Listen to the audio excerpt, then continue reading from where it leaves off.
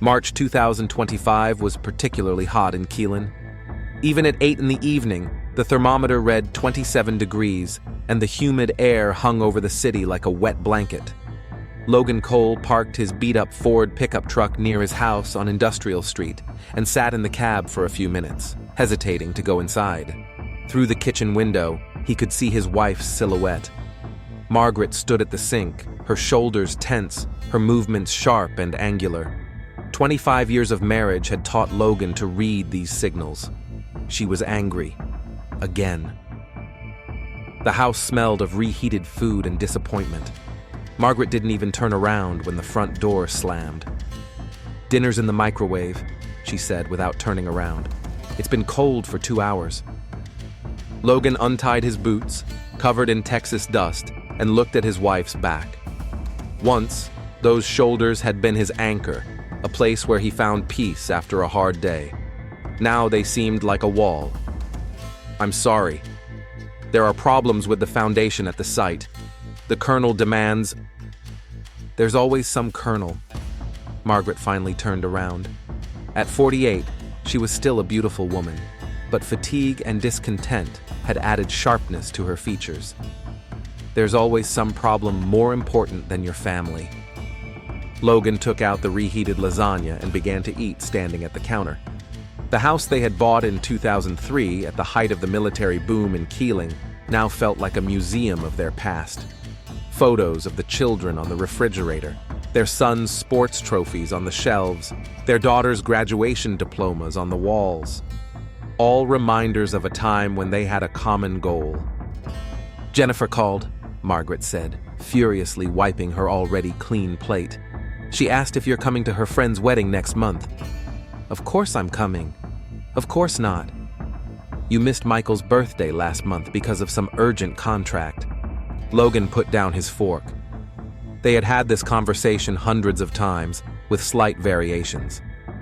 "I'm 49, Margaret. I don't have time for mistakes. If I lose military contracts—" "You're 50, Logan." 50. Margaret's voice was quieter, but no less painful. "And you're not losing contracts. You're losing us." There was a silence, broken only by the hum of the air conditioner. Logan looked at his wife and, for the first time in a long time, really saw her. The wrinkles around her eyes, the silver strands in her chestnut hair, the fatigue that cosmetics couldn't hide. When had they become strangers living in the same house? "I'm going for a walk," he said. Margaret nodded without even asking where. Perhaps she didn't care. The Blue Lantern was located in the part of Keelan where the military preferred not to show up in uniform. It was a small bar with a neon sign, cracked asphalt in the parking lot, and a clientele that valued anonymity. Logan had never been here before, but today it was exactly what he needed. A place where no one knew him. He ordered a whiskey and settled into a corner, watching the few patrons. A couple of older men were playing pool, and a young couple was engaged in heated discussion at a table by the window. It was a typical evening in a typical bar in a typical Texas town. "First time here?" Logan looked up. Standing behind the bar was a girl, young, with long dark hair pulled back in a casual ponytail. Her eyes were hazel, with golden sparkles in the neon light. She was wearing a simple black t-shirt and jeans, but she wore them as if they were designer clothes. "Yes." He took a sip of whiskey. "Why, can you tell?" She smiled, and something about that smile made Logan feel younger. "You look like the kind of person who doesn't usually drink alone in bars like this." "Where do I drink?" "In expensive restaurants, with your wife and friends, at corporate parties." She wiped the glass but kept her eyes on Logan. "Am I right?" Logan laughed, for the first time in weeks. "You're very observant, miss?" "Ira. Ira Reeves." She held out her hand. "And you?" "Logan. Logan Cole." Her hand was warm and surprisingly strong for such a delicate girl. Logan held it a little longer than he should have. "What brings you to my humble abode, Logan Cole?" "Escaping reality, I guess." "And what is your reality?" Logan looked into those hazel eyes and suddenly wanted to tell her. Not everything, of course, but something. 25 years of marriage, 2 grown children who live their own lives, a job that consumes all my time, a wife who looks at me as if I were a stranger. Ira nodded understandingly. Have you ever felt like a stranger to yourself? The question caught Logan off guard. He took a sip of whiskey, thinking about his answer. Every morning when I look in the mirror, I understand. Ira poured herself a Coke with ice. What would you like to see in the mirror? I don't know. Someone alive, I guess. Ira laughed, loudly and sincerely. Well, you're definitely alive. You're just a little lost, maybe. At that moment, Logan felt something he hadn't felt in a very long time. Interest. Real interest in another person. A desire to learn more. To understand what was behind that smile and those intelligent eyes. What are you doing here? He asked. I mean, a girl like you. Like me? Smart. Beautiful. Young. Ira shrugged. I'm in college. Psychology. I work here to pay for my studies, and I like talking to people, learning their stories. And what stories do they tell you? All kinds.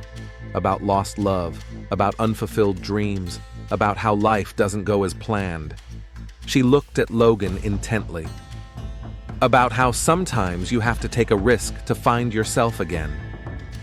Logan finished his whiskey and ordered another. Talking to Ira was like a breath of fresh air after years of suffocating routine. She listened, really listened, not just waited for her turn to speak. Tell me something about yourself, he asked. What exactly do you want to know? Everything. Where you're from, what you love, what you dream about. Ira smiled mysteriously. It's a long story. I have time. And indeed, he did have time. For the first time in years, Logan didn't want to rush anywhere, didn't think about tomorrow's plans or unfinished projects. He just wanted to be here, in this bar, with this girl who made him feel like an interesting person. They talked until closing time. Ira talked about her plans to become a psychologist, the books she was reading, her dream of one day opening her own practice.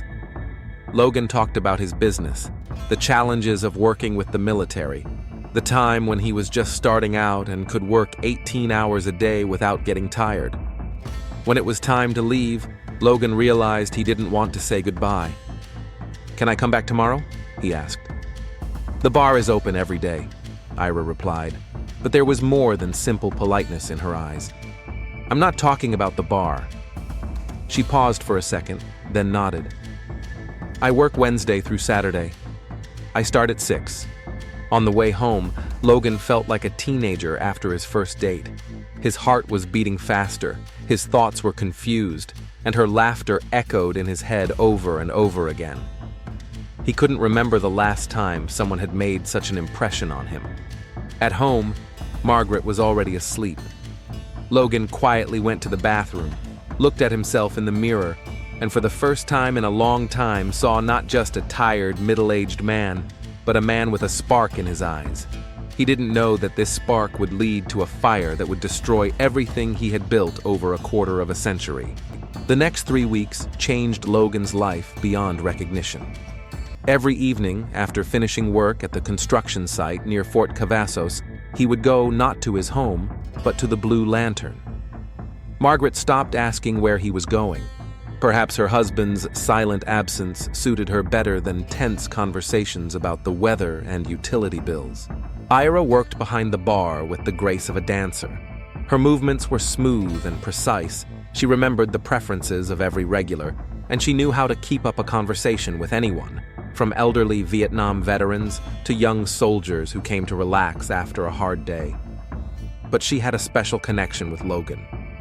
When he appeared in the doorway, her face lit up with a smile that he felt was meant just for him. They talked about everything and nothing. Ira told him about her college classes, about her social psychology term paper, on the influence of military culture on the civilian population of Keelan. Logan shared memories of when he was just starting his business, when every contract was a victory and every failure was a lesson. Gradually, he began to open up about his disappointments, about the feeling that life was passing him by, about how he felt like a hostage to his own success. Ira listened attentively, sometimes asking questions that made Logan look at familiar things from a new angle. She never gave advice, but in her eyes, he saw an understanding that he so lacked at home. With her, he could be himself, not a successful contractor, not the head of the family, not the pillar of support for everyone and everything. Just Logan. In mid-April, he touched her hand for the first time. They were standing by the window, watching the rain drumming on the bar's roof, and Ira was talking about her childhood in a small town near San Antonio. Her fingers were resting on the windowsill next to his hand, and Logan, without thinking, covered them with his palm. Ira didn't pull her hand away. Instead, she intertwined her fingers with his, and Logan felt a warmth spread through his body that he hadn't felt in a very long time. After that, the boundaries between them began to blur quickly.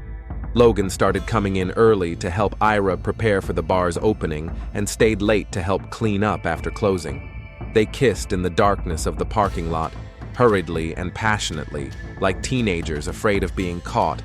Ira was a surprisingly gentle yet confident woman.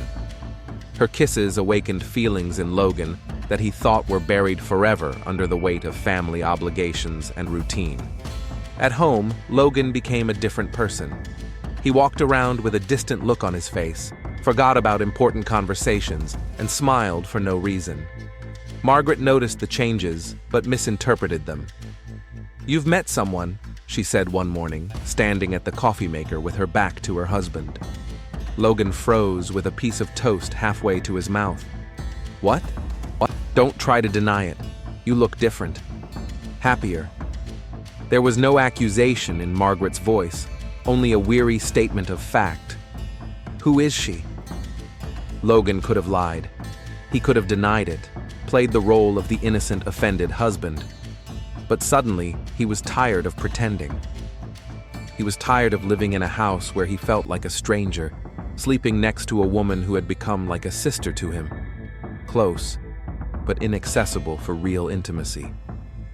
"Her name is Ira," he said quietly. Margaret turned slowly. Her face showed not surprise, but rather relief. Finally, the truth was out. "How long?" "A few weeks." Margaret nodded and poured herself some coffee with trembling hands. "What now?" Logan looked at his wife, the woman with whom he had lived for a quarter of a century, had 2 children, and survived ups and downs, parental illnesses, and financial crises. She deserved honesty. "I don't know how it happened, Margaret, but I can't pretend we're happy anymore." Were we ever happy? The question hung in the air. Logan tried to remember a time when they were truly happy together, not just content with their life together. Maybe in the early years of marriage, when the children were born, when they were making plans for the future. But even then, there wasn't that spark, that magnetism he felt with Ira.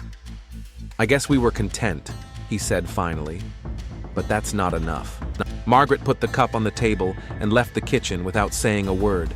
Logan heard her go up the stairs, the bedroom door slam. He finished his coffee and drove to work, knowing he had crossed a line from which there was no turning back. Divorce in Texas is a painful and public process. Margaret hired a lawyer who demanded half of Logan's business, the house, and alimony. Logan agreed to almost everything. He wanted to get it over with as quickly as possible, with minimal losses for all parties.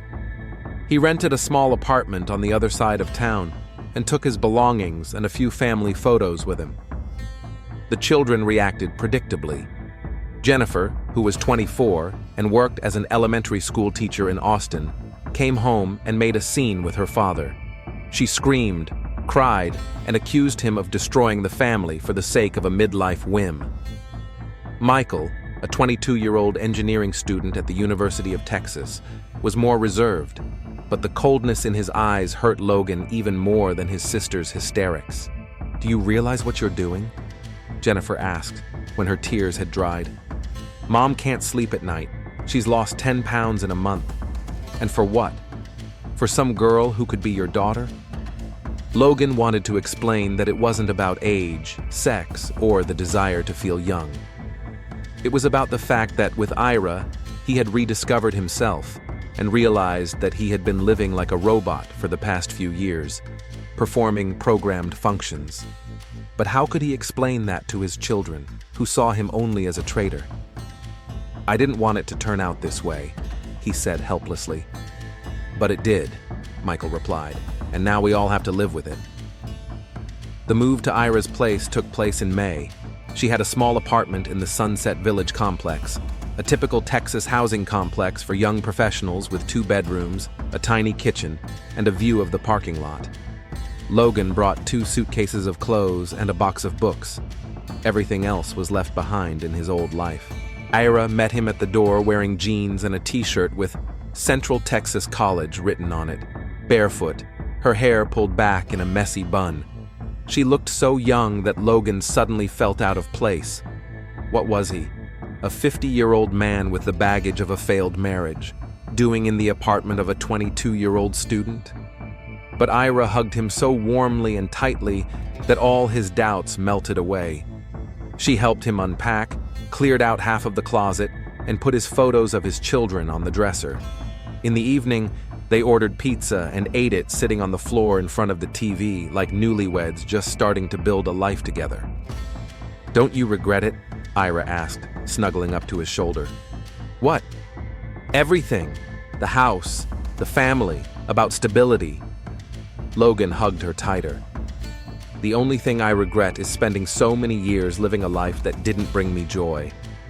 Ira was silent, tracing patterns on his chest with her finger. In the dim light of the room, illuminated only by the flickering TV, she seemed very young and vulnerable.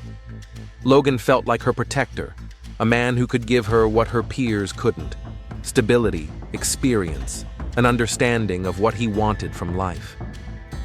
The first weeks of their life together were like a honeymoon. Logan woke up next to a woman who looked at him with adoration and fell asleep to the sound of her breathing. They made breakfast together. Ira told him about her college lectures, and he told her about new projects at the base. In the evenings, they walked around Keeling, discovering restaurants and cafes that Logan had never been to in all his years of living in the city. But gradually, the idyll began to be overshadowed by external pressures.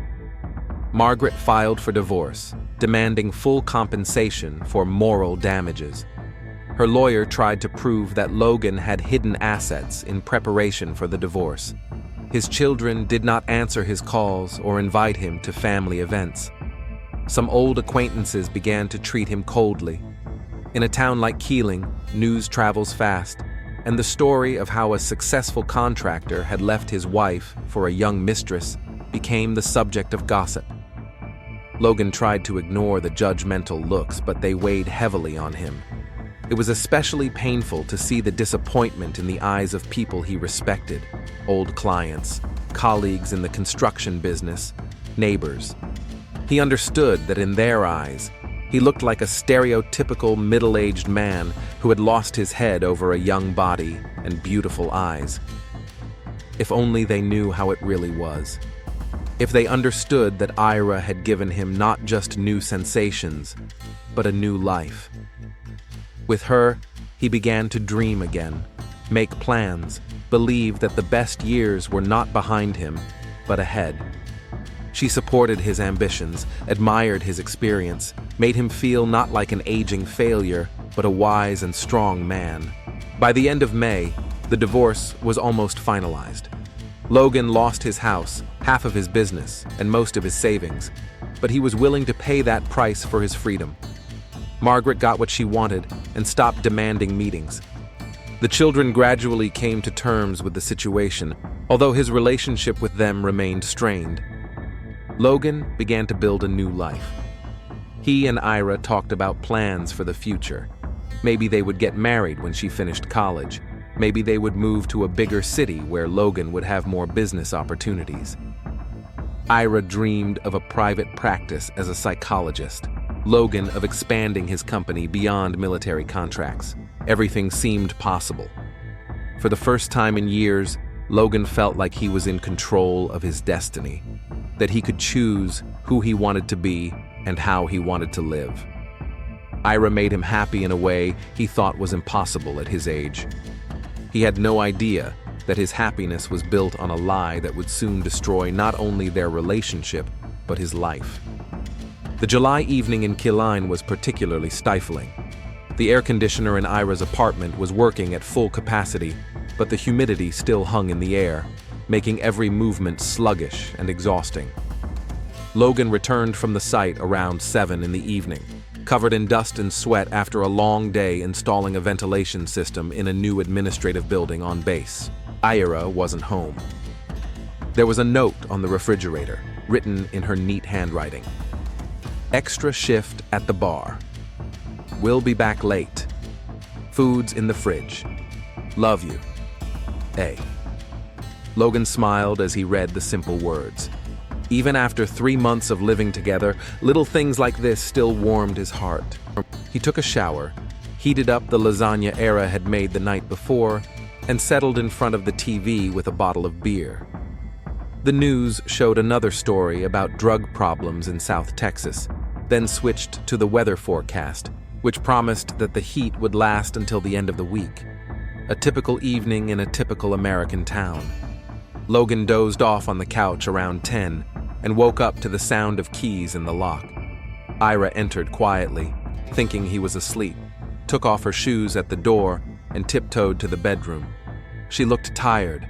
Her hair was tousled. There were drink stains on her white blouse, and her eyes were red from the tobacco smoke in the bar. "How was work?" Logan asked, stretching. Ira flinched, not expecting him to be awake. It was a tough night. A group of military personnel were celebrating one of their officers' promotions.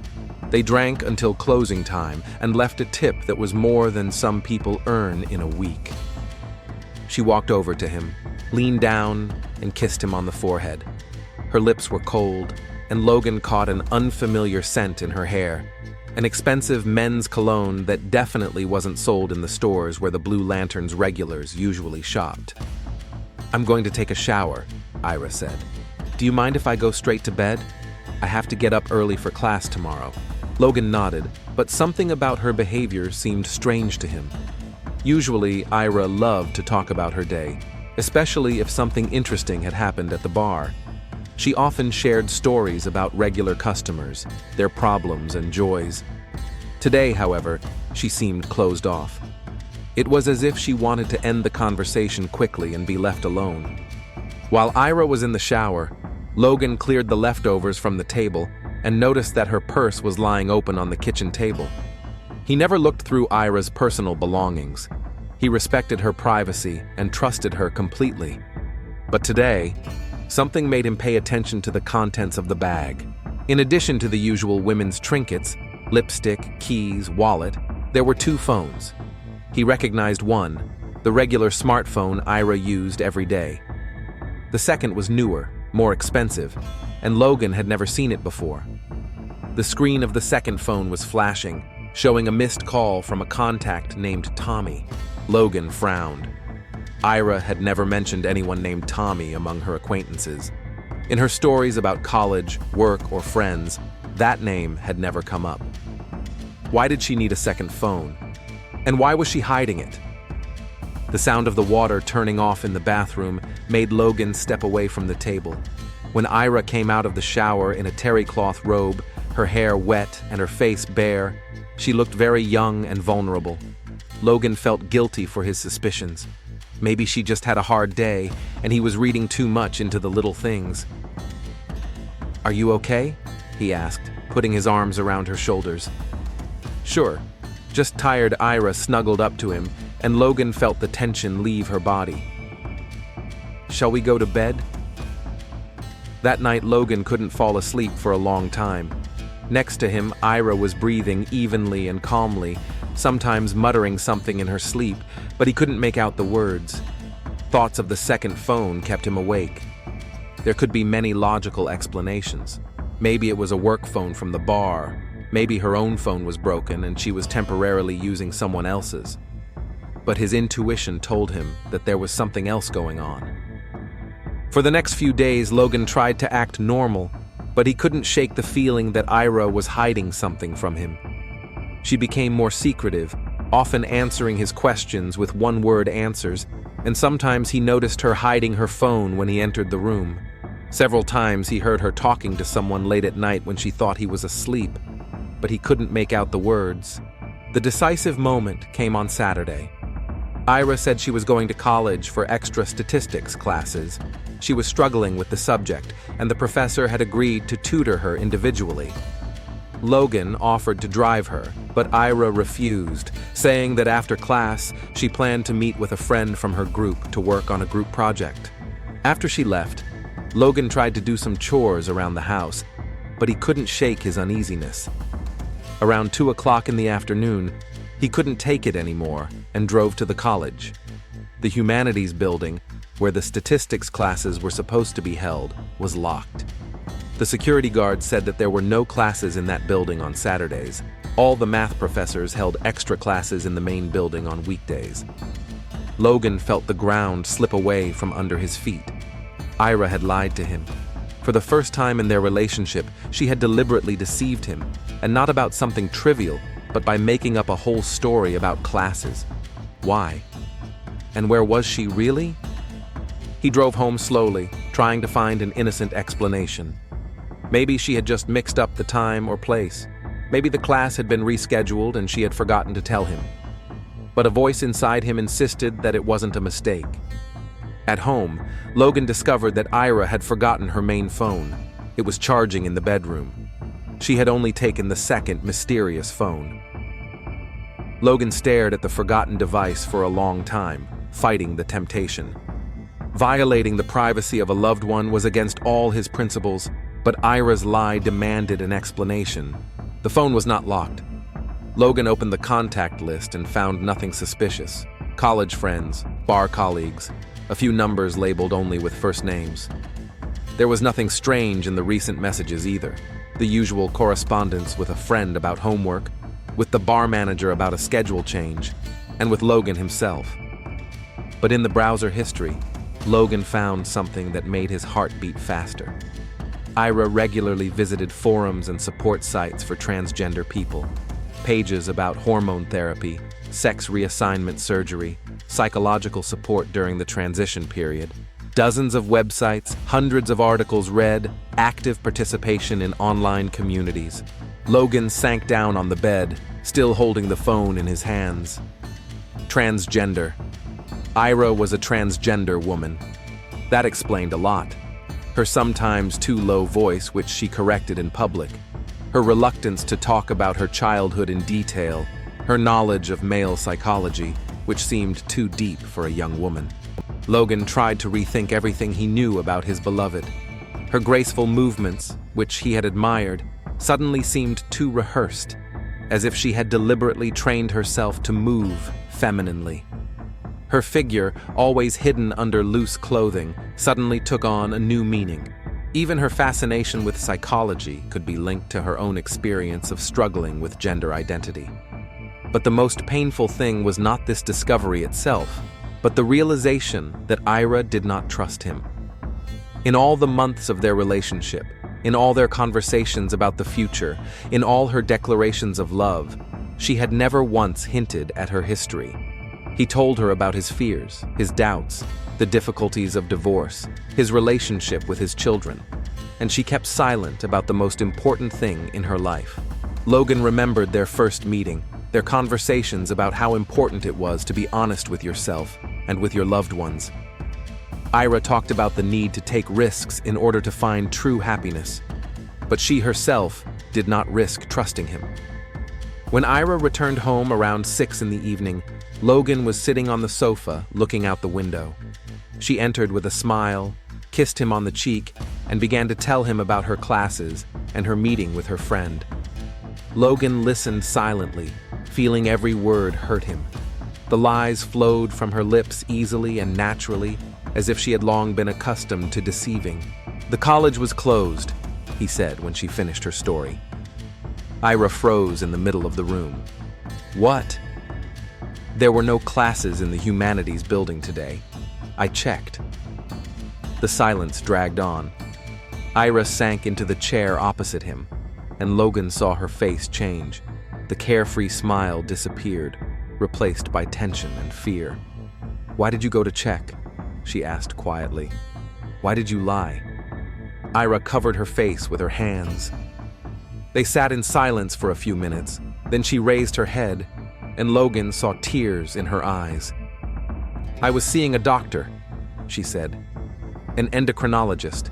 I need regular checkups and adjustments to my hormone therapy." Logan felt something cold squeeze his stomach. What hormone therapy? Ira looked at him long and intently, as if trying to gauge how much he already knew. "I'm a transgender woman, Logan. I was born in a male body, but I always knew I was a woman. I started transitioning 4 years ago."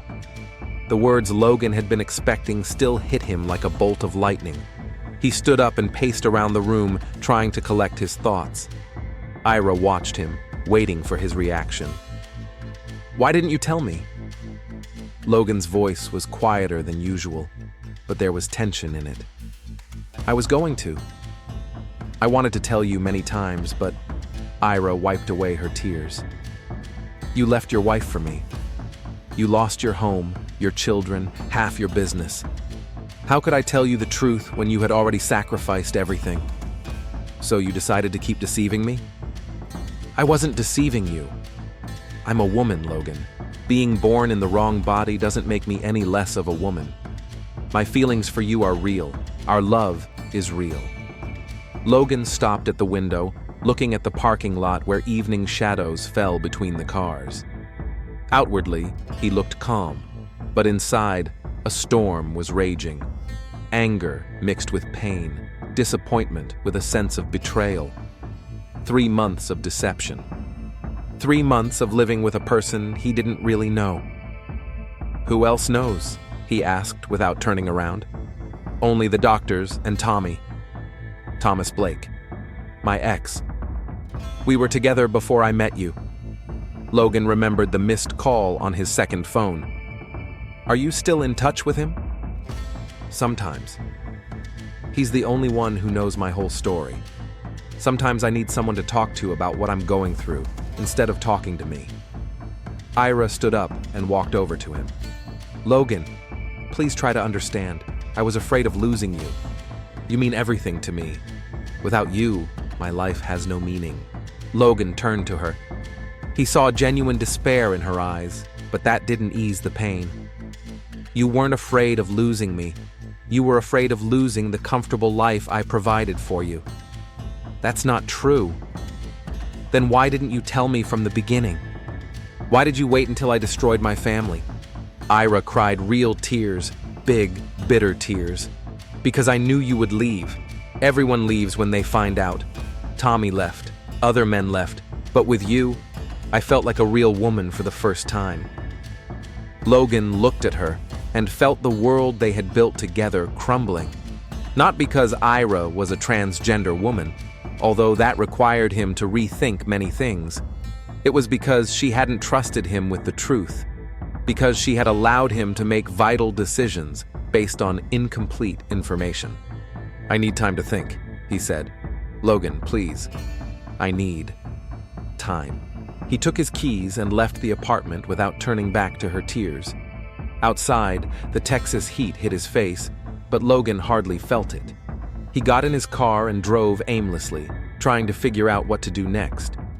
Over the past 6 months, he had lost everything for a woman who turned out not to be who she seemed to be. But it wasn't about her gender identity. It was about the deception. It was about her looking him in the eye and lying to him every day.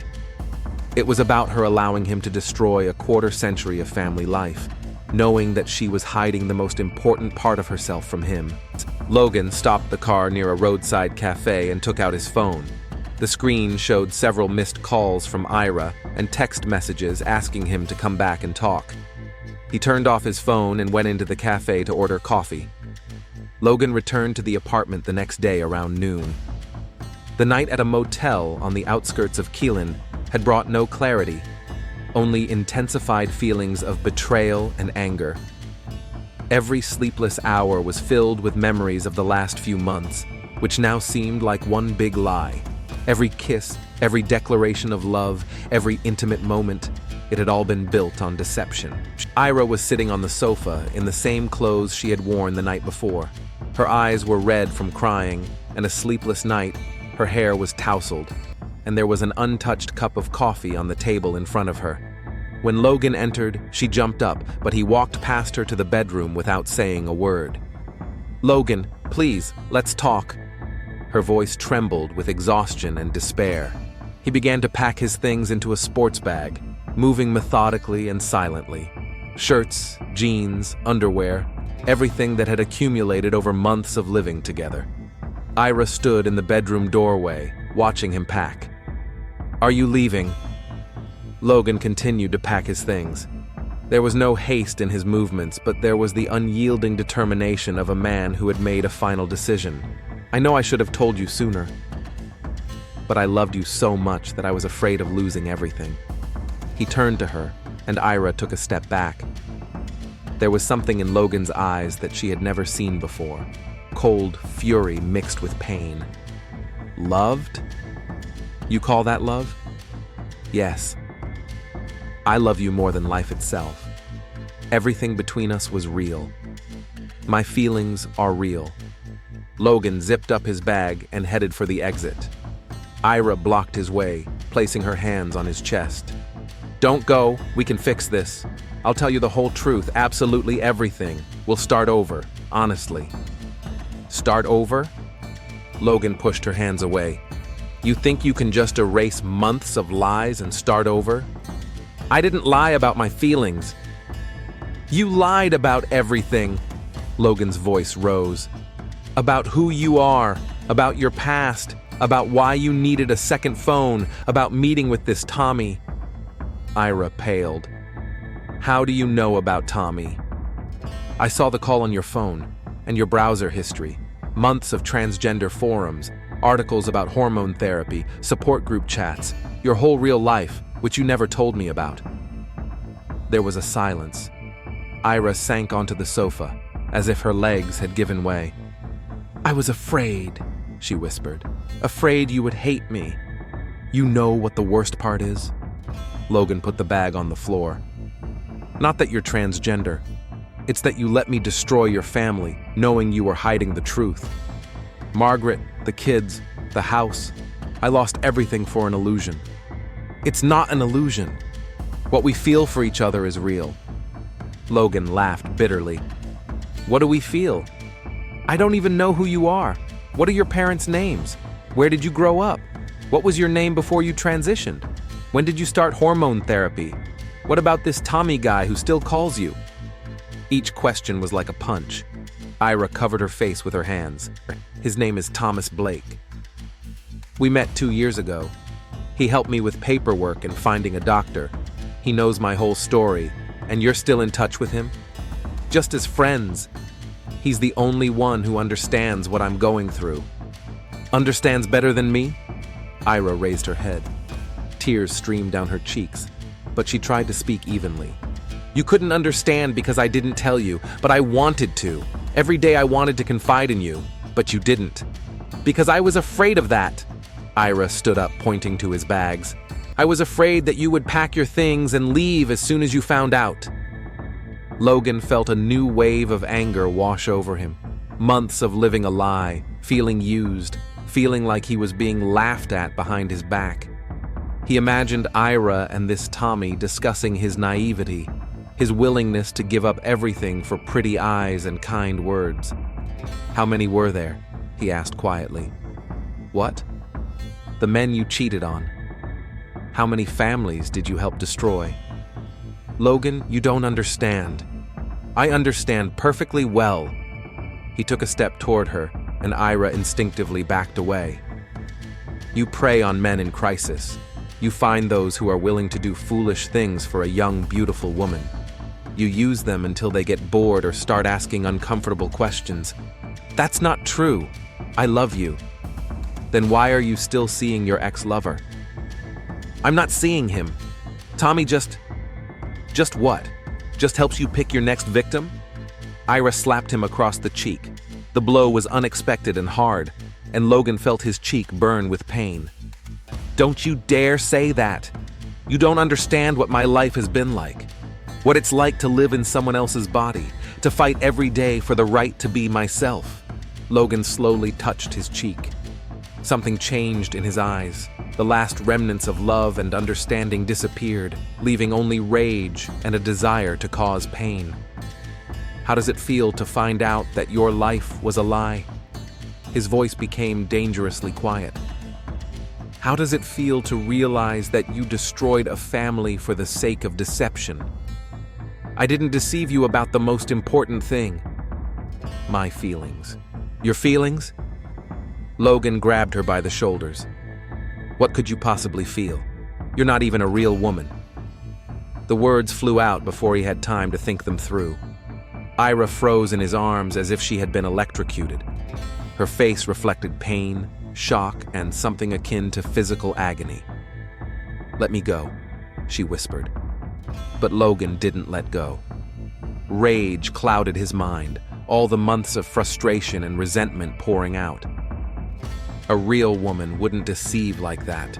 A real woman would be honest from the start. "Let go!" Ira tried to break free, but Logan held her tight.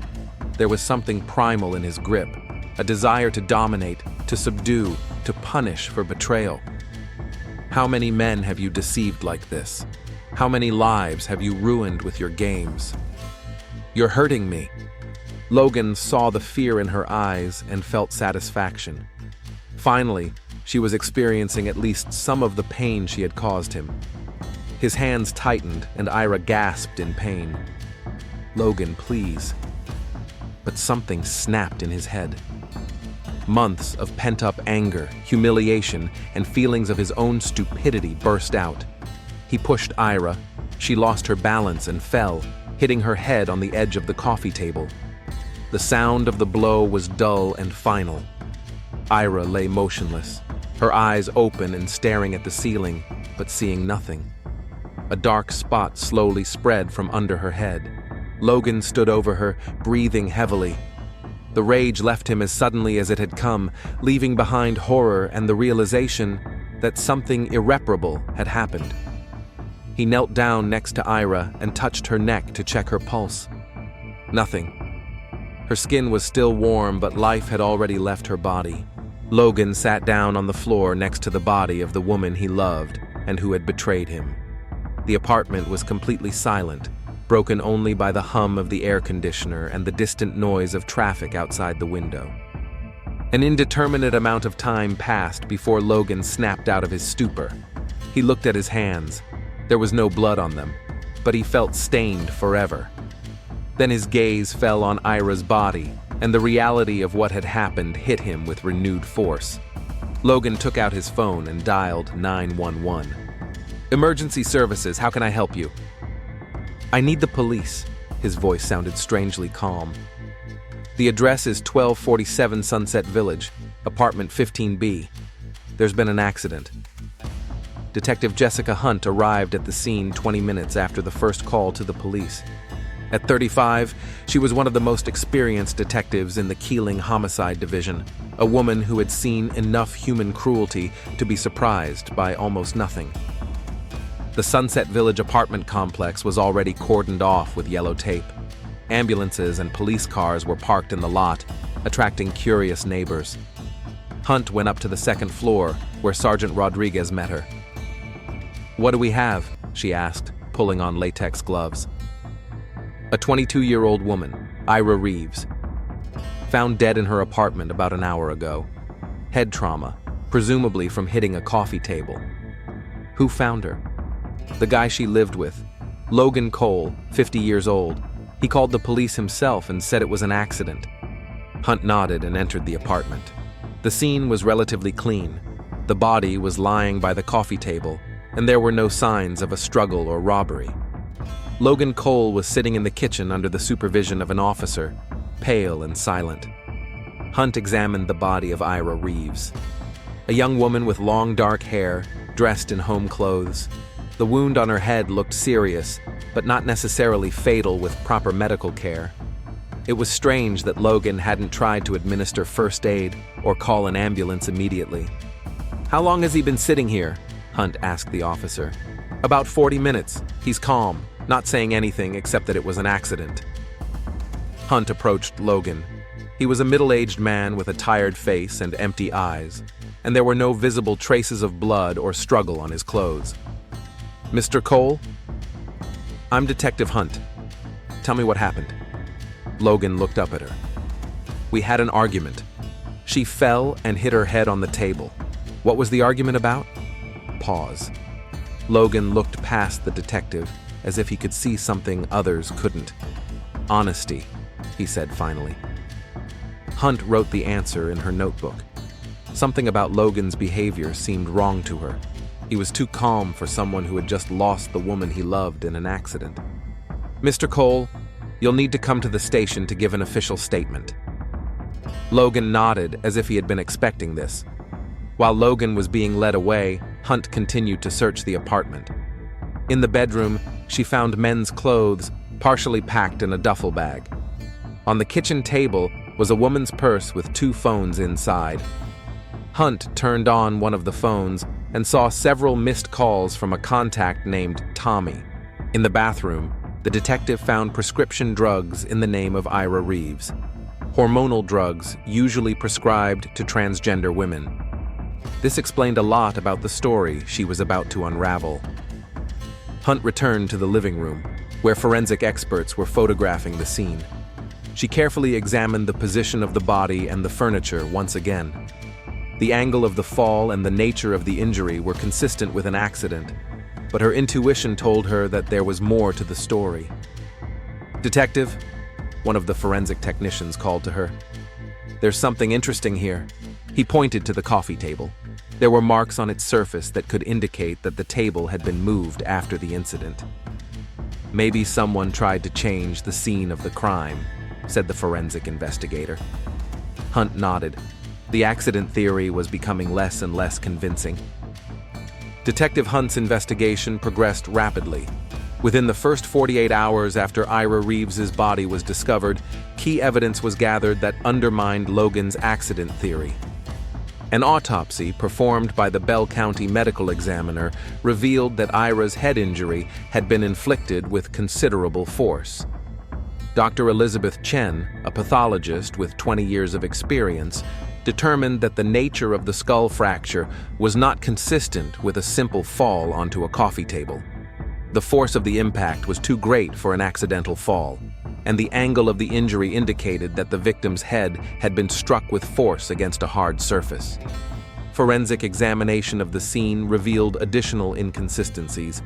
Marks on the coffee table did indeed indicate that its position had been changed after Ira's death. Analysis of the bloodstains showed that the body had originally been in a different position.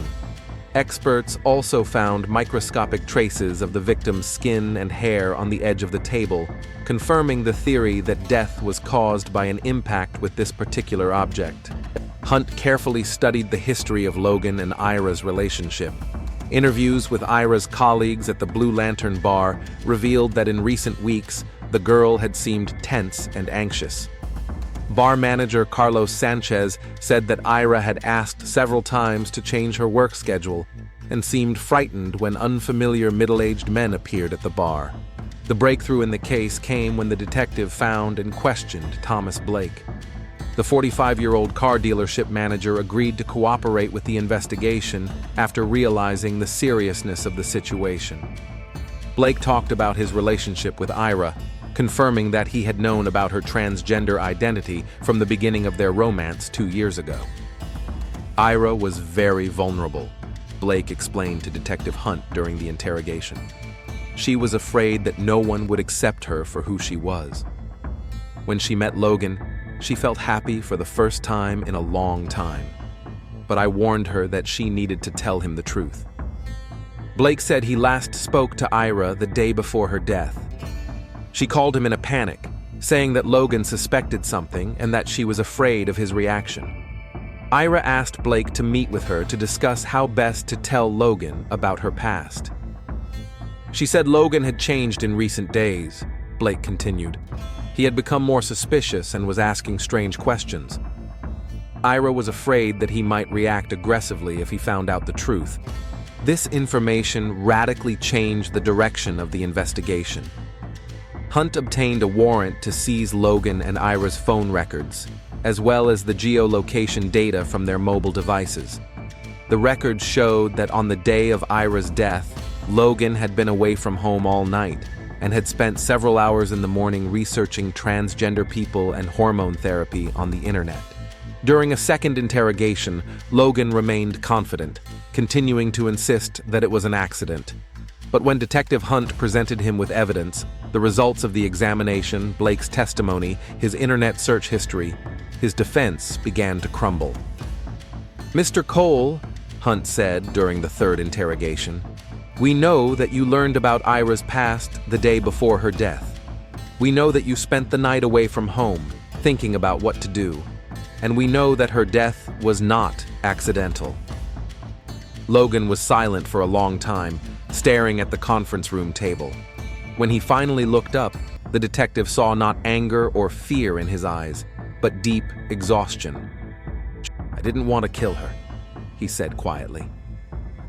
Logan's confession was complete and detailed. He told how he had learned the truth about Ira, about the night at the motel, about returning home with the intention of packing his things and leaving. He described their last argument, his anger and sense of betrayal, which had grown into uncontrollable rage. "She hit me," Logan explained, "and I just snapped. All those months of lies, everything I lost for her. Margaret was right. I destroyed our family for an illusion." Logan was formally charged with second-degree murder. Bell County District Attorney Rachel Morgan decided not to pursue a first-degree murder charge because there was no evidence of premeditation. Logan's defense team, led by experienced attorney David Stern, attempted to have the crime classified as manslaughter, citing the defendant's emotional state. The trial lasted 3 weeks and attracted significant attention from the local media. The story of how a 50-year-old man killed his transgender lover after learning the truth about her past became the subject of numerous discussions about tolerance, deception in relationships, and transphobia. Prosecutor Morgan presented the case as an example of domestic violence exacerbated by prejudice. The defendant killed Ira Reeves not because she deceived him, Morgan argued in her closing statement, but because he could not accept her for who she was. This was a hate crime disguised as a crime of passion.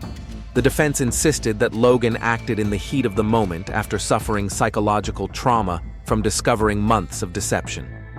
Attorney Stern presented a psychological report stating that Logan suffered from acute stress and depression after his divorce, which made him particularly vulnerable to emotional turmoil.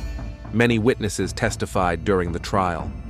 Margaret Cole, Logan's ex-wife, testified about his condition during the divorce, describing him as a man in the midst of a profound personal crisis. Logan's children refused to testify, but their written statements were included in the case file. Thomas Blake became a key witness for the prosecution. He spoke in detail about Ira's fears, her attempts to build honest relationships, and the pressure she felt to hide her transgender identity. "Ira dreamed of simple human happiness," Blake said during his testimony. "She wanted to love and be loved. Her only fault was that she was afraid of being rejected for who she was." The jury deliberated for 6 hours. They found Logan guilty of second-degree murder, rejecting both the self-defense argument and attempts to classify the act as manslaughter. Judge Robert Henderson sentenced Logan to 25 years in prison with no possibility of parole for 15 years. This crime was the result of anger, prejudice, and an inability to accept the truth about the person you claim to love, the judge said in his sentencing remarks. Ira Reeves had a right to live, regardless of the circumstances of her past. Logan listened to the sentence without emotion. In his final statement to the court, he expressed regret for what had happened, but did not ask for leniency. "I cannot bring Ira back to life," he said. "I cannot repair the damage I have caused to her family and to everyone who knew her. I accept responsibility for my actions. The consequences of the tragedy extended far beyond the courtroom. Margaret Cole sold her house in Keelan and moved in with her daughter in Austin, unable to live in a town where every street reminded her of her broken marriage. She never visited Logan in prison again and filed for divorce immediately after his arrest. Jennifer and Michael Cole publicly disowned their father. Logan's construction business went bankrupt 6 months after his arrest. Military contracts were canceled, and employees found other jobs. The company's assets were sold to cover legal costs and compensate the victim's family. The Blue Lantern Bar closed a year after the murder. The owner was unable to cope with the negative reputation the establishment had acquired after the tragedy. The building was demolished and a gas station was built in its place. Logan is serving his sentence at the Huntsville Correctional Facility. Ira Reeves's grave in Keelan Cemetery has become a place of pilgrimage for LGBT rights activists. Every year on the anniversary of her death, a memorial service is held there, reminding us that love should not depend on a person's past, and acceptance should depend on understanding who they were born to be. The story of Logan Cole and Ira Reeves is a tragic example of how prejudice and fear can destroy lives and lead to irreparable consequences. In a town where military discipline coexists with conservative views, their tragedy served as a reminder that behind every human story there are real people with their pain, fears, and dreams of happiness.